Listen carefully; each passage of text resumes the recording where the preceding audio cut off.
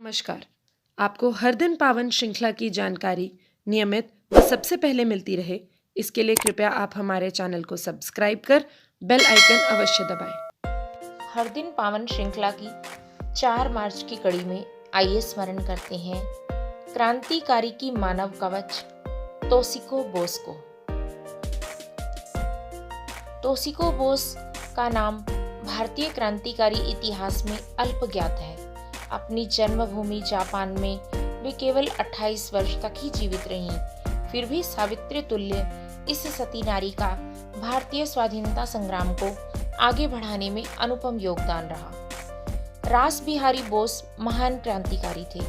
23 दिसंबर 1912 को दिल्ली में तत्कालीन वायसराय के जुलूस पर बम फेंककर उसे यमलोक पहुंचाने का प्रयास तो हुआ, पर वह पूर्णतः सफल नहीं हो पाया। उस योजना में रास बिहारी बोस की बड़ी भूमिका थी।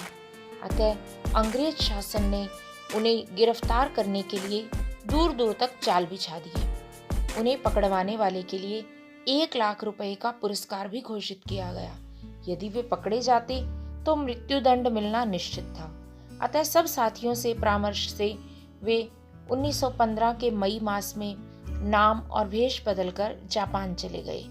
उन दिनों जापान और ब्रिटेन में एक संधि थी, जिसके अंतर्गत भारत का कोई अपराधी यदि जापान में छिपा हो तो उसे लाकर भारत में मुकदमा चलाया जा सकता है, पर यदि वह जापान का नागरिक है तो उसे लाया नहीं जा सकता था। एक अन्य कानून के अनुसार पति पत्नी में से यदि कोई एक जापानी है तो दूसरे को स्वतः नागरिकता मिल जाती थी। इसलिए रास बिहारी के मित्रों ने विचार किया कि यदि उनका विवाह किसी जापानी कन्या से करवा दिया जाए तो प्रत्यार्पण का यह संकट टल जाएगा।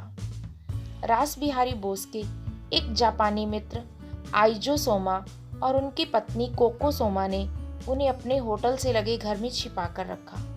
इस दौरान उनका परिचय सोमा दंपत्ति की 20 वर्षीय बेटी तोशिको से हुआ। उसे जब भारतीयों पर ब्रिटिश शासन द्वारा किए जा रहे अत्याचारों के बारे में पता चला तो उसका हृदय आंदोलित हो उठा।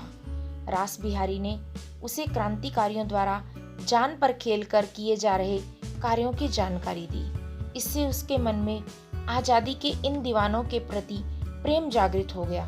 अंततः उसने स्वयं ही रास बिहारी बोस से विवाह कर उनकी मानव कवच बनने का निर्णय ले लिया। इतना ही नहीं, उसने अज्ञातवास में भी रास बिहारी बोस का साथ देने का वचन दिया।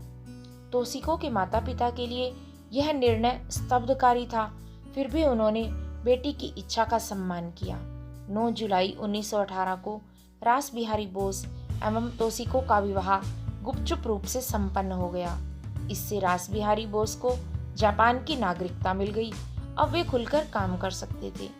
उन्होंने इस अवसर का लाभ उठाकर दक्षिण पूर्व एशिया में रह रहे भारतीयों को संगठित किया और वहां से साधन जुटाकर भारत में क्रांतिकारियों के पास भेजे।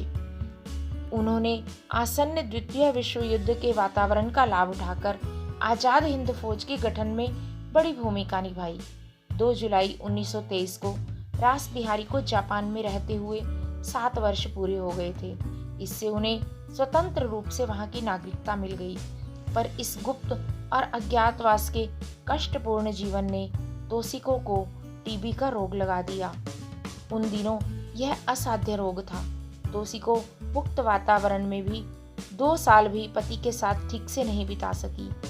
4 मार्च 1925 को मात्र 28 वर्ष की अल्पायु में वे इस संसार से विदा हो गई।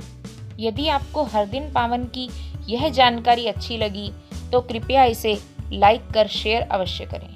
भारत माता की जय।